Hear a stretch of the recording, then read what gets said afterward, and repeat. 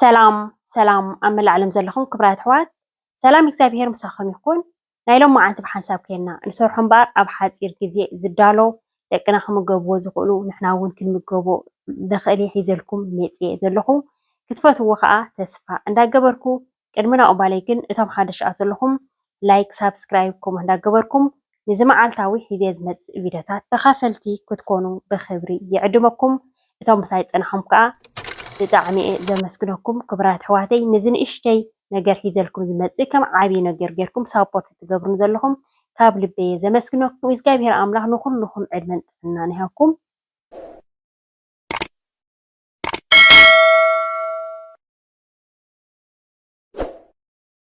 እምበኣር ናይ ሎም መዓልቲ ብሓንሳብ ከና ንሰርሖ ከም ትርእይዎ ዘለኹም ባህላዊ ዝኾነ መግብና ብዙሓት ኣሕዋት ዋላ ኣብ ቲክቶክ ዋላ በዚ ዩቱብ ማለት እዩ ሰላም ሓፍትና ሕስዮ ዝበሃል የእትዮ ነይሮ ማለት እዩ። ቅድሚ 4-5 መዓልቲ ሕሾ እዩ ዝበሃል እንዳበልኩም ፅሒፍኩም ማለት እዩ። ኣብ ግዜ ናይ ዳጉሻ ከዓ እትኸሎ ዓውዲ ናይ ዳጉሻ ናይ ጣፍ ከዓ እትኸሎ ከምዚ ገይረን እየን ዘዳልዋሎም ማለት እዩ። ሕጂ እተን ዘይረኣኽንኦ እታ ዝሓለፈት ቪድዮ ማለት እዩ ቁርብት ለይ ማይ ብሕቁ ገይረ ንሓደ ሰዓትን ፈረቓ ንእሽተይ ኣብኪዕየ ኣለኹ ፍኹስ ምእንታን ክብል ናብ ምፅእ ዝበለ ምእንታን ክኸይድ ማለት እዩ። ሓርጭ ናይ ጣፍ ከዓኒ 700 ግራም ተጠቒመ ኣለኹ። ሓንቲ እየ ዝሰርሕ ዘለኹ ብዝሓለፈ 2 ሰሪሐ ነይረ እዚኣ ከዓ ሓንቲ ኮይናሲ ብጉድ ዝበለት እያ ማለት እዩ። ሕጂ ኣብዚ ትሕት ዝበለ ክንገብሮ ክንክእል ኣለና እቲ ሓውና ምክንያቱ ፍላይ ርጉድ ዝበለት ኮይኑ ከይሓረና ምእንታን ክቡራት ኣሕዋተይ ብጣዕሚ ዝገርም እዩ። ቀደም ኣቦታትና ናይ ብሓቂ እቲ ዝምገብዎ ኣደታትና ኩሎም ኣሕዋትናሲ እቲ ዝምገብዎ ናይ ጥዕና ስለዝኾነ ኦርጋኒክ ብዮ ስለዝኾነ እዩ ማለት እዩ። ምክንያቱ ክሳብ ዳርጋ ብዕድሚኦም እግዚኣብሔር ፈቂድዎ ክሳብ ዝወስዶምሲ ዳርጋ ሕክምና ከይረኣዩ እንታይ ሕክምና ነይርዎም ሕክምና ከይረኣዮም ዘብሉ ነይሮም ማለት እዩ። ምክንያቱ እቲ ኣመጋግቦኦምሲ ብጣዕሚ ናይ ጥዕና ስለዝኾነ ማለት እዩ። ኣብዚ ሕጂ ዘለና ይኽእል ኩሉ ነገር ተኣፋፊ ዝበላዕካየ ነገር ማለት እዩ። ስለዚ ንሕና ከዓ ብዝተኸኣለ መጠን በቲ ባህላዊ ዝኾነ ምግብታትና ንዕቅብ በቲካ ንጥዕናና ከዓ ዝበለፀ ማለት እዩ። ምክንያቱ ኣየናይ ሕክምና ረኺቦም ኣየናይ መድሃኒት ረኺቦም ምስከ ወለድናቶም ናይ ቀደም ማለት እዩ። እቲ ኣመጋግባ ግን ባዕሎም ናይ ሕርሽኦም ዋላ ኣብ ከተማ ኮይንካ እንተገዛእኸውን ካብ ናይ ሕርሽታ ጥዕንኡ ዝሓለወ ኩሉ እቲ እኽሊ እንተሪኢካዮ ኮይንካሲ ናይ ጥዕና ዝኾነ ዓይነትን ዝምገቡ ማለት እዩ። ንሱ ከዓ ብጣዕሚ ከዓ ይጠቕሞም ኣብ ትሕቲ እግዚኣብሔር እንዲ ዝሕመካን ዝምሕረካን ግን ኣብ ትሕቲ እግዚኣብሔርካ እቲ ኣመጋግባ ናቶም ኩሉ ማለት እዩ። ጠስሞም ተኾነ ፀብኦም ተኾነ እቲ እኽሊ ዓይነት እኽልታት ትኾነ ከዓ ብሱል እኽሊ ማለት እዩ ናይ ጥዕና ዝኾነ መግቢ ማለት ሕጂ በዚኣ ከዓ እንታይ እየ ዘዳሊ ዘለኹ እንጣጢዕ ከዓ ክቡራት ኣሕዋተይ መቸም ይገልፅ ኣለኹ እንዲ ኣብዚ ሰሙን እዚ እንጣጢዕ ክንሰቲ ኣለና በዓ ክንሰቲ ኣለና ድርቀት ከየጋጥመና ኣካላትና ከይስንብጥ ጥሉል ነገራት ስጋ ምስ በላዕናሉ በቲ የብዓ ክተሰተና በቲ ከዓ እንጣጢዕና እንዳሰተና ተፀኒሕና ፅቡቅ ክቡራት ኣሕዋተይ ኣሰራርሓ ናይዚ እንጣጢዕ እዚ ቀድሚ ናይ ሕማማት ምእታው ኣዳልየዩ ሕጂ ንእሽተይ ክግምጥላ እየ ምክንያቱ ረጓድ ስለ ዘላ ንእሽተይ ከምዚ በቃ 2 ደቂቕ ዝኸውን ገለና ግምጥል ክነብሎ እምበር ዋላ ሓደ ከየግምጥል ርቕ ዝበለት ኮይኑ ከይገምጠልና ክንገብሮ ንኽእልና ብዝሓለፈ ሕጂ ኣይገምጠልኮን ነይር እዚኣ ግን ሓንቲ ጌርያ ማለት እዩ ናይ ሃካያት ሰሪሕ ሓቀይ ሓንቲ ርጉድ ዝበለት ጌርያ ብዝኾነ ሽሉቕ ኢላ ፅብቅ ኢላ እንትርእይዋ ዘለኹም ኣብዚኣ ግብር ኣቢልና ከዓ ከምዚ ጌርና በቲ ናይ ብሓቂ ስኸፍክፍ ኢሉካ መቸም ኩሉ ግዜ ናይ ፆም መግቢ ክንምገብ ከለና ከምዚ በቃ ደስ ኢሉካ እንዲኻ ትምገቦ ምክንያቱ ዝኾነ ዓይነት ስብሕታት ነገር የብሉን ንክትበልዖሲ ብጣዕሚ ዝተባባዕ ደስ ብለካ ማለት እዩ። ከምዚ ናይ ስዕረት ትበልዕ ከለካ ብዙሕ ነገራት ዘለዎ ስኸፍክፍ እንዳበለካ ኢኻ ትበልዕ። ሕጂ በርበረ ገይረሉ ኣብዚ ሕጂ ብዝሓለፈ ኣሰራርሑ ኣሪእኩም ነይረ ተጠቒምናሉ እውን ነርና ኣብ ናይ እንጀራ ክንፈትፊትና ድዩ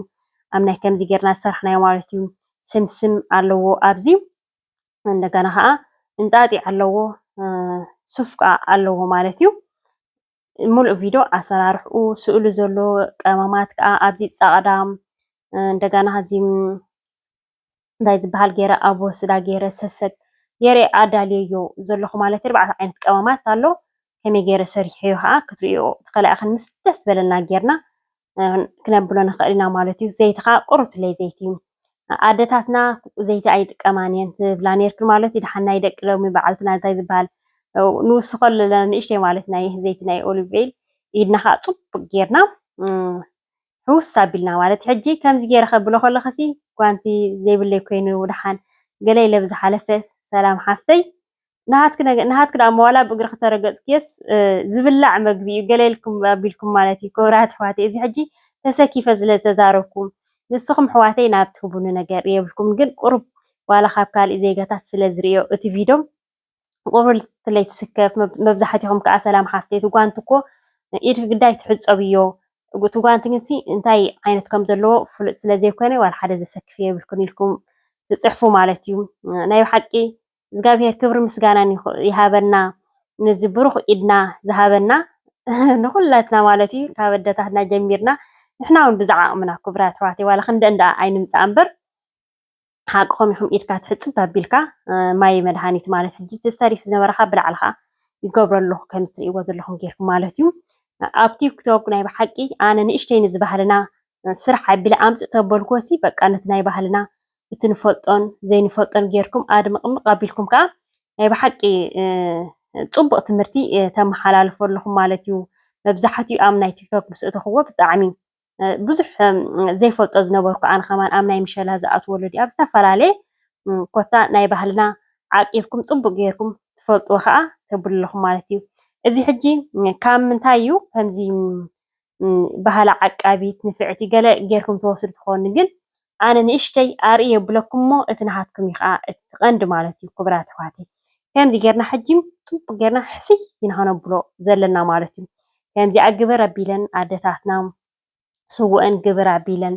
እንደገና ከምዚ ጭብጥ ኣቢለን ከዓ ኣብ ዓውዲ ጣፍ ከኣቱ ከሎ ዳጉሻ ጣፍ كأت خلي إنزل تكمله هم زيرن جنب تقبلين مالك حجنا هنا خا لازم كم زرع خمو ناي طاف مالتيو ناي نطاطي ناي سمسم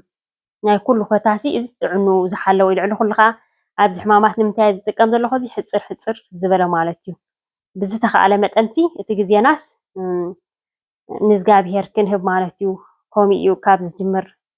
كومي لو كنيرة مالتي بحفش خبر بعض الجمر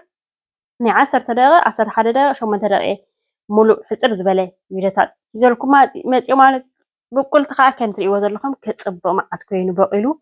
شوشي لبقى نقرك مايك إلني ازي حجي بزحاله فريق خنا عندي خنزن حواتي سريح الكنيره حجها قربت لي ابزحاله غزي سريح نيره بزحاله في حجها عمقت زسرح زلكم مالت زي كا كمي غيريو اب غزي ناي مقت بقول تخنسرح خلنا ها صبق غيرنا حدا ليتي علينا مس حدا ناسي منتان كيبالاشونا كمزي نامنت عينت كمزي نامس سباب عينت كيكير منتان ابزح البوتا نغبرو دغنا خاتا ጨርቅ ንሽፍነናها ጥልቂ ዝበለት ገና ጽሙቕ ኣቢልና ሕጽ ምሽ ነብላ ጨርቂ ሕጽ በቢልና ሽፍን ነብላ ብላዕሊ ማለት ምክንያቱ ሙቐት ኮይኑ ከምዚ ጽቡቕ ኣይኮነን ማለት እዩ ክብራት ዋህተይ ሓፈሻ እተን ዘይረኣኹሞ ናይ ዝብቁልተ ኣሰራርሓ ክትእይዎ ትኽእሉ ኢኹም ማለት እዩ በዚ ብቁልትና ግብረ ቢልና በዚ እንጣጢዕና ግብረ ቢልና ስኽፍክፍ ከይበለካ እትምገቦ ከምዚ በልኩም ክብራት ዋህተይ ከም ትርእይዎ ዘለኹም ብጣዕሚ ጽቡቕ ዝኾነ መግቢ እንደገና ከዓ ነዚ ጾምና ከዓ ሓጋዚ በቲ ብንጣጢዕ ተዳለወ በቲ መስተናውን ናይ እንጣጢዕ ማለት እዩ ከም ትርእይዎ ዘለኹም ብዝሓለፈ ናይ በዓኸ ብዝሓለፈ ክብራት ኣሕዋተይ እዚ እንታይ ዝበሃል ሓጢያት ዘረባ ሕፁነት ኢኻ ትብሎም ብርመዓስ ከም ፀሚልካ ሰይተብለን እግዚአብሔር ግን ልብን ኩሊትን ዝምርምር እዩ ከምቲ ግብርና ዘይኮነስ ብሕማማቱ ገይሩ ዓለም ሙሉእ ማጨለት ነፂጉ ብእውነት ናይ ሰላም ናይ ፍቕሪ ውልድን ወላድን ዘተሓቅፈሉ በቃ ኩሉ ይግበረልና ነቶም ኣቦታትና ኣገዳማውን ኮይኖም ዝፅልዩልና ዝጾሙልና ዘለዉ ካብኣቶም ከዓ በረከት እግዚአብሔር ኣምላኽ የካፍለና ንኩላትና ዘንፈዋተይ ከምዚ ትርእይዎ ዘለኹም ኩሉ ቀራሪባ ከዓ ረይዲ ኮይኑ ኣለኹ ኣፍታ ናይ ድራርና ግዜ ከዓ ንምገባ ማለት እዩ ክብራት ኣሕዋተይ ናይ ሎማዓንቲ መደበይ ከምዚ ትርእይዎ ዘለኹም መስል መቸም ንዝባህላዊ መግብታትና እንዳርኣኹም ላይክ ኣይተውሕዱን ኢኹም ትኾኑ ክብራት ኣሕዋተይ ላይክ ኣይትረስዑ ኢኹም ኣዋዘና ግብረ ኣቢልና ከምዚ ጌርና ስስስ እናበልና ናይ ዝበሃልና ብቁልትና ከዓ ክንበልዖ ፅቡቕ ማለት እዩ ክብራት ኣሕዋተይ ናይ ሎማዓንቲ መደበይ ኣብዚ ከዓ ክረኒ እዩ ጀሚረ ክሳብ ዝውድእ ዝተኸታተልኩምኒ ካብ ልበይ ዘመስግነኩም ብካልእ ትሕዝቶ ክሳብ ዝምለሰኩም ሰላምን ጥዕናን ኣብ በብዘለኹም ሞ ሰሰናዩ